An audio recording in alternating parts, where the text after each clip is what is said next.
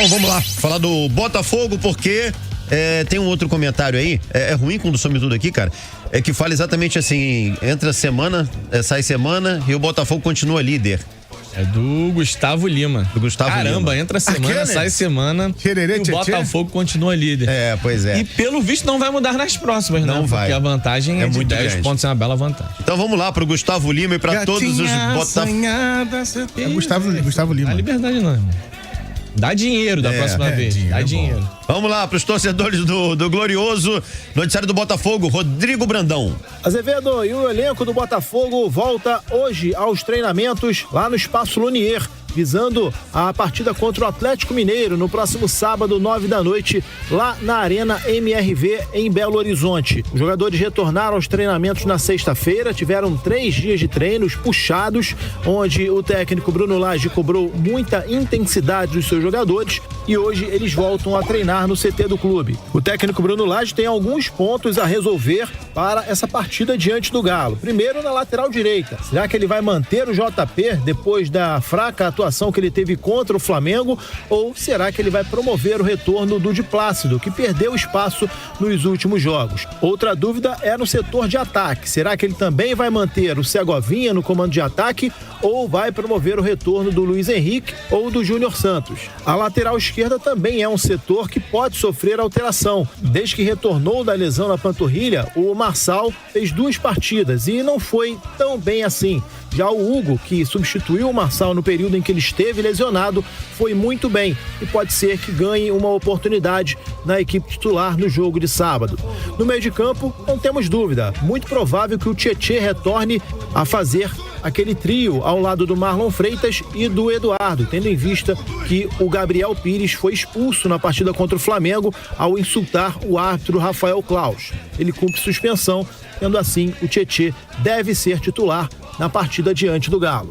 Agora mudando de assunto, Azevedo, o meio-campo argentino Roberto Pereira não vem mais para o Botafogo. Trouxemos essa informação aqui na semana passada de que o Botafogo teria feito uma proposta oficial para contar com o futebol do argentino. No entanto, ele acabou fechando o seu retorno com a Udinese da Itália, frustrando Palmeiras, Botafogo e Santos, os clubes brasileiros que haviam feito propostas ao jogador. Segundo informações que vêm lá da Itália, o que teria pesado para a permanência dele na Europa teria sido um pedido da família.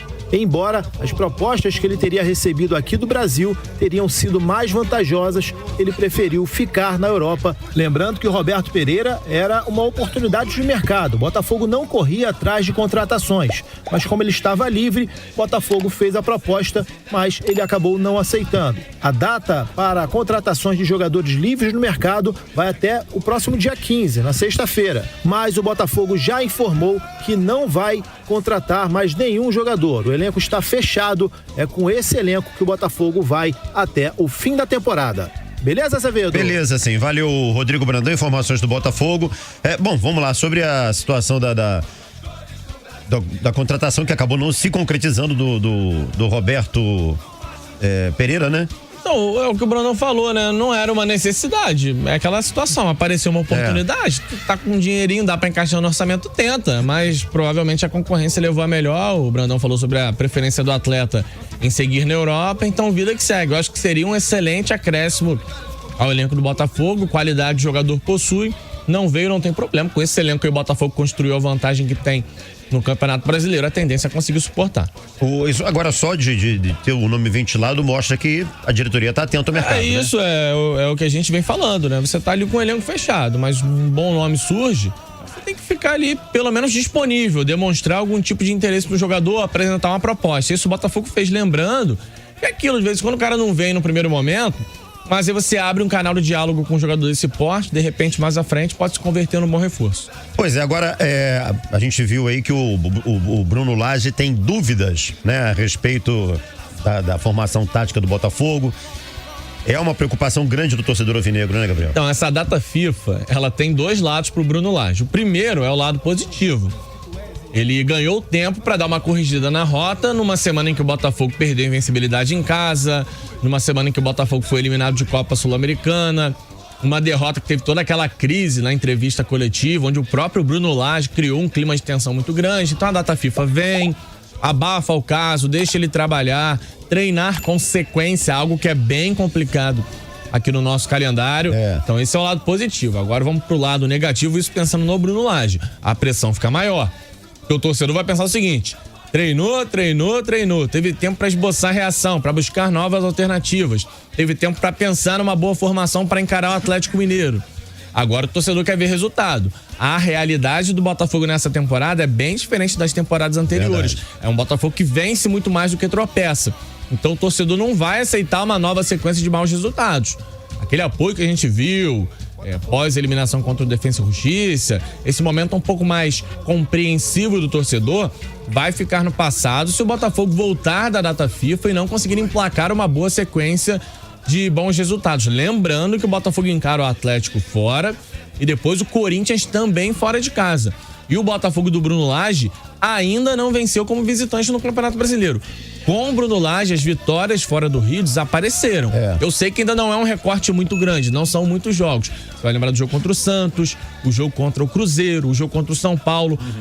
Vamos pegar principalmente as atuações contra Santos e Cruzeiro. O Botafogo nem foi tão bem assim, apresentou um futebol até abaixo daquilo que a gente poderia imaginar. As contra São Paulo foi um pouquinho melhor. Então ele vai voltar da data FIFA com um pouco mais de tranquilidade, com os nervos no lugar, que é o mínimo que a gente espera depois do papelão que ele fez naquela coletiva, mas vai voltar também com uma pressão dobrada. Ele volta da data FIFA e não consegue vencer os jogos, né? O caldeirão tende a ferver um pouco mais. E vamos lá, muito por conta do que o próprio Bruno Lage criou naquela entrevista coletiva. Agora o Félix está aqui, né? Falando exatamente nessa linha de raciocínio. Será que o Bruno Lage sabe que a torcida está aborrecida com as invenções dele? Alguém avisa para ele parar de inventar. Ele sabe, tanto que ele cedeu a pressão, né, naquela entrevista e elevou o tom a um negócio muito acima do comum. Agora, sobre parar de inventar, na cabeça dele não é invenção, né? Na cabeça dele é o melhor caminho. Só uma coisa positiva, né?